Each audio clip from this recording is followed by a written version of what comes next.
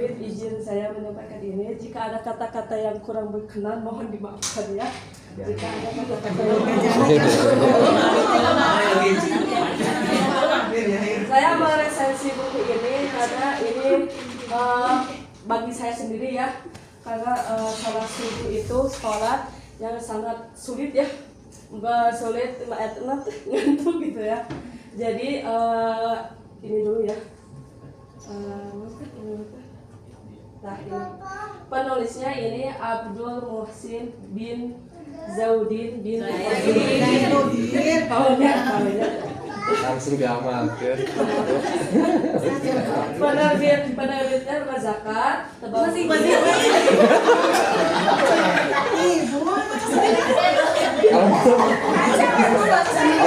kabar aja deh,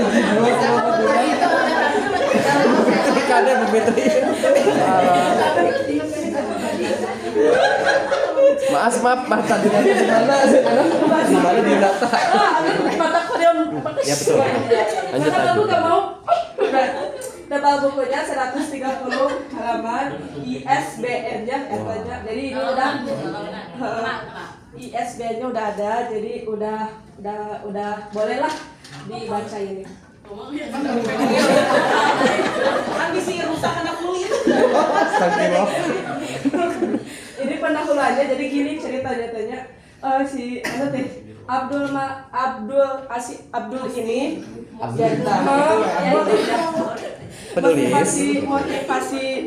motivasi ngituin buku ini teh karena dia membuat buku ini itu karena dia itu waktu safar kemana-mana dan sholat subuh ternyata di beberapa masjid itu ada jamaah yang pertama itu adanya sepuh-sepuh. Jadi ya udah bapak-bapak gitu ya. Jadi anak mudanya nggak ada waktu subuh teh. Anak kecil nggak ada. Jadi adanya sepuh-sepuh aja. Terus dia itu ke Jogja, lihat lagi masjid. Tapi yang adanya cuma satu orang, yaitu orang yang azan, iqomah dan sholatnya dia sendiri. Ya. Yang ketiga dia tuh kemananya lebih miris lagi, nggak ada jamaahnya. Ya. Terus dia itu ke kayak ke DPR atau apa gitu ya. Terus menceritakan bahwa si politik itu lagi berkemah dan di kemahnya itu sholat subuhnya itu dijadwalinnya itu jam 8. Kan jam 8 lah lain sholat subuhnya tapi sholat sholat duhanya. Terus akhirnya dia itu iya mah harus bikin buku dia memotivasi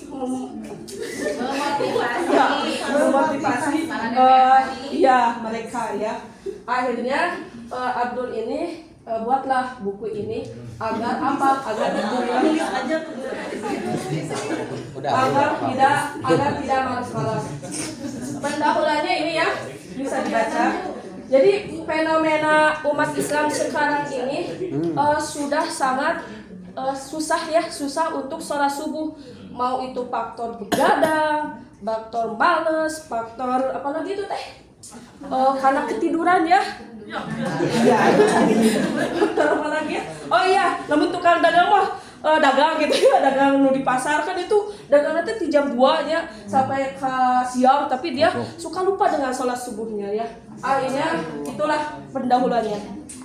Dan sholat subuh ini dalam sebuah hadis dijelaskan bahwa Rasulullah itu melaksanakan sholat subuh dan sholat asar sebelum diwajibkannya sholat 5 waktu ya, sebelum Isra Miraj. Jadi sholat subuh ini sangat diharuskan ya. Bukan berarti sholat yang lainnya tidak diharuskan, tapi di sini keistimewaannya banyak sekali ya. Langsung ke ringkasan bukunya. Ada 3 poin. Yang pertama itu keistimewaan. Sebenarnya mah babnya itu banyak, cuma sama saya di 3 poin kan, karena menurut saya ini yang pentingnya gitu ya. Yang pertama yaitu keistimewaan sholat subuh. Yang kedua beberapa giat bagaimana kita agar bangun subuh. Yang ketiga misteri sholat sunnah qobliyah subuh. Yang pertama adalah keistimewaan sholat subuh.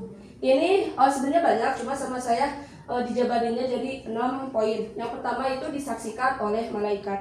Ini juga ada dalam sebuah hadis bahwa ketika kita sholat subuh itu akan disaksikan oleh malaikat ya. Yang kedua yaitu lebih baik dari dunia dan seisinya. Ya, di situ ada di hadis artinya aja ya. Barang siapa yang 2 rakaat sholat subuh, maka dia lebih baik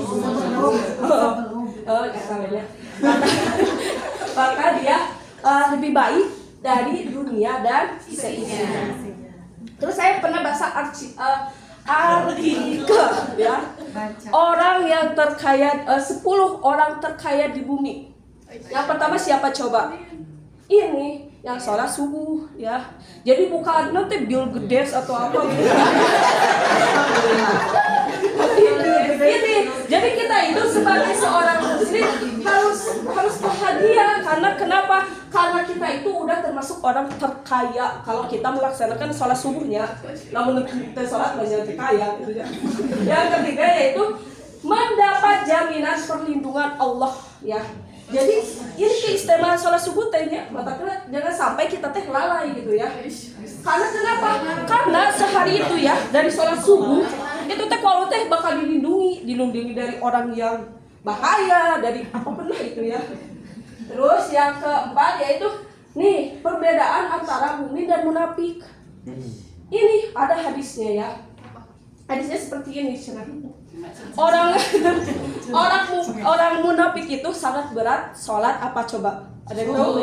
Iya, sholat subuh. Sama sholat apa?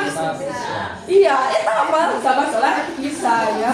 Makanya kalau mau jadi orang munafik, kalau kita gak mau jadi orang munafik, jangan tinggalkan sholat subuh. Jadi orang munafik mah enak sholat isya jeung bade maaf ya katanya kata-kata bilang kurang ini ya.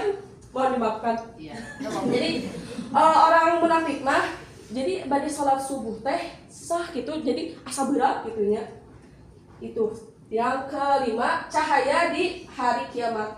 Ini juga ada sebenarnya ini dari hadis semua ya, cuma dirangkum itu. Yang kelima itu cahaya di hari kiamat. Jadi barang siapa orang yang berjalan ke masjid di waktu gelap, yaitu di waktu fajar, maka dia akan terang di hari kiamat ya. Yang keenam, awal hari yang berkah. Itu udah tahu ya itu ya. Terus sekarang yang ke B. Bagaimana sih biar kita itu bangun subuh? Yang pertama itu niat dulu ya. Niat diselamatkan ya. Jadi kita teh harus punya niat bahwa kita tuh ingin sholat subuh gitu ya. Yang kedua, tidur lebih awal. Jadi aku teh pernah ikut kajian ya. Tak bisa salah ya ini. Bukan hadis, bukan naon gitu ya. Jadi Rasulullah mah belum pernah sesudah isya itu belum pernah ngobrol dulu atau apa dulu gitu. Jadi kalau dia nggak mengobrol kalau Rasulullah kan berdakwah ya. Kalau nggak seperti itu mah, kalau nggak ada kegiatan seperti itu, Rasulullah mah langsung tidur. Karena kenapa? Ya Rasulullah mah malamnya kan sholat apa? Sholat tahajud ya. Ya pasti udah tahu ya. Terus pasang alarm dengan strategi. Jadi kan pasti punya HP semuanya ya. Jadi nyalain alarm. Nyalain alarm. Jadi nyalain alarm teh jangan pas kan sholat subuh teh 4:30, nyalain alarmnya jam 4. Jangan seperti itu. Disikatnya dinata yos dah sholat subuh nanti setengah jam deui akhirnya ke 12-an untuk tidur. Jadi kalau udah pasang alarmnya 4:30 buat sholat subuh, langsung bangun. Jangan tidur lagi karena itu ya bisa sholat subuhnya. Iya begitu. Yang ketiga yaitu berdoa sebelum tidur. Makanya kan banyak ya hadis atau amalan-amalan yang harus kita baca sebelum tidur. Apa aja coba? Ada yang tahu? Iya, udah tahu itu. Iya itu, ya. Terus yang keempat yaitu hindari maksiat. Anu bikin kita susah untuk sholat tepat waktu itu apa coba? Ini maksiat. Maksiat itu bukan hanya zina aja. ngomongin orang, ngegibah dan hal sebagainya itu termasuk dan harus perbanyak apa ini kita? Iya, perbanyak ini. Iya, udah paham ya? Terus yang kelima itu harus punya teman subuh.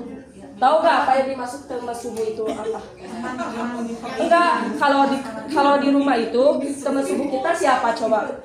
Bisa mama, bisa bapak, bisa anak dan ya sebagainya. Nah, jadi kenapa kita harus punya teman subuh? Biar kita waktu kita kebablasan tidur bisa ada yang bisa, biar ada yang ngebangunin. Coba kalau kita tidur sendiri, ada yang ngebangunin tidak? Tidak ada. Alarmnya mati sendiri kan?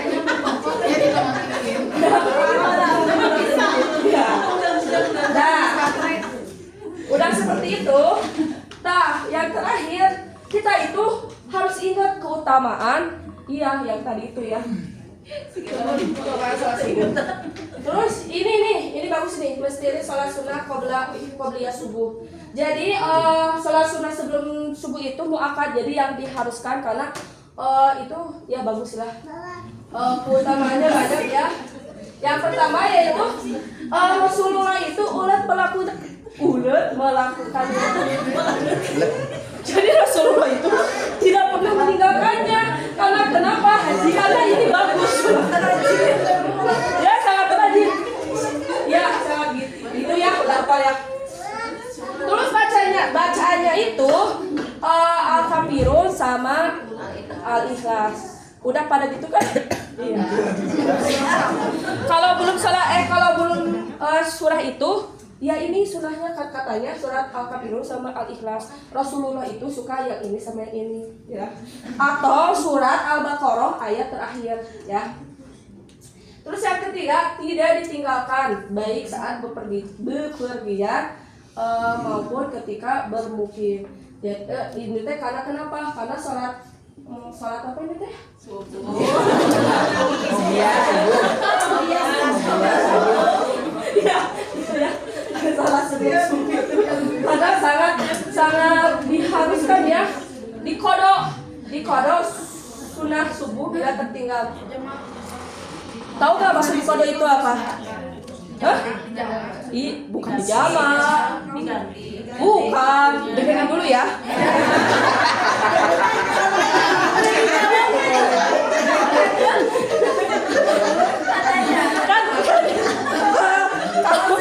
Kalau sunnah lain kan udah dikodo ya. Jadi kodo sudah lain mah. Nah, ini aku teh dulu pernah nanya ke ustad aku ya.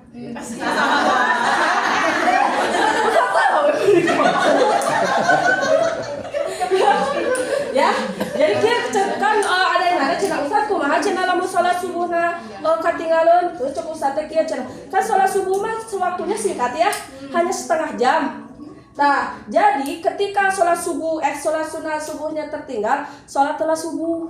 Terus kumaha cenah? Sholat sunnah subuhna kayak cenah lamun matahari geus terbit ya eta pajar lain. Pas pajar. Jadi setengah jam setelah sholat subuh, non pajar kan namanya teh ya.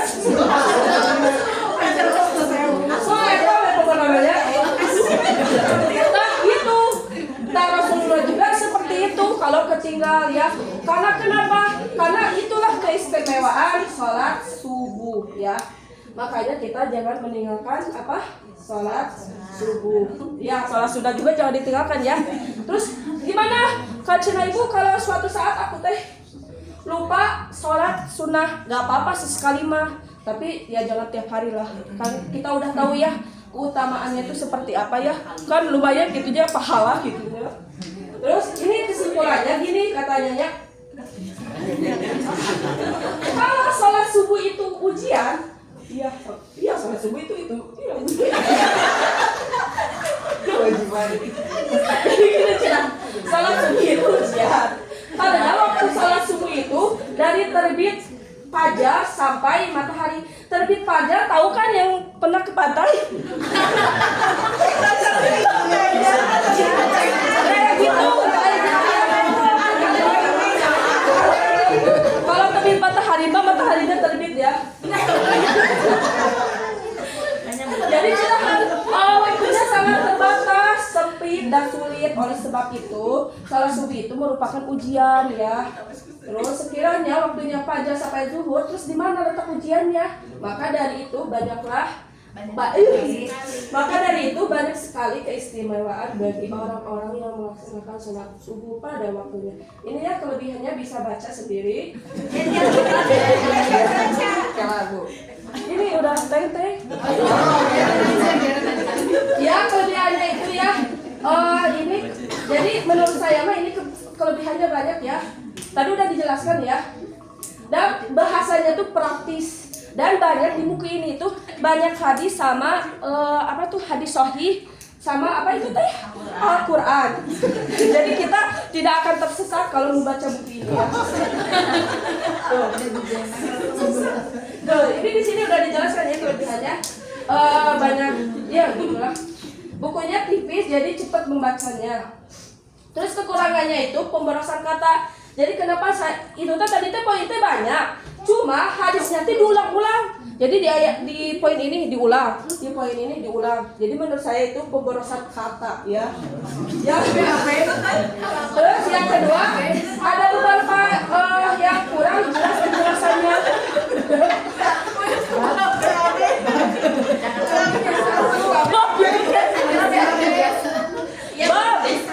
Bab bukan ya.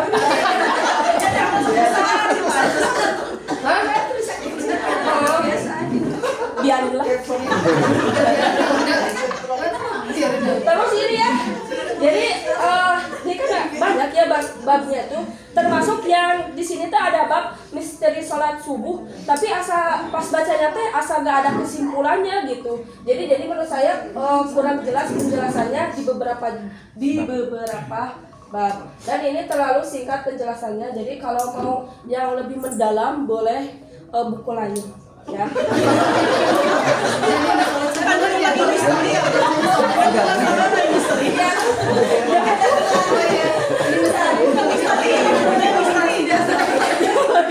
Ya mungkin sekian dari saya. Terus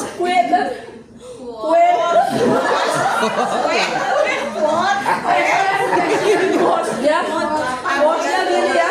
Ini gitu. Kata-kata dari saya. Sejatinya kita itu hanya menunggu menunggu waktu sholat dan disolatkan. Jadi jangan mengutamakan dunia. Kalau udah waktunya sholat, tinggalkan dunia. Udah.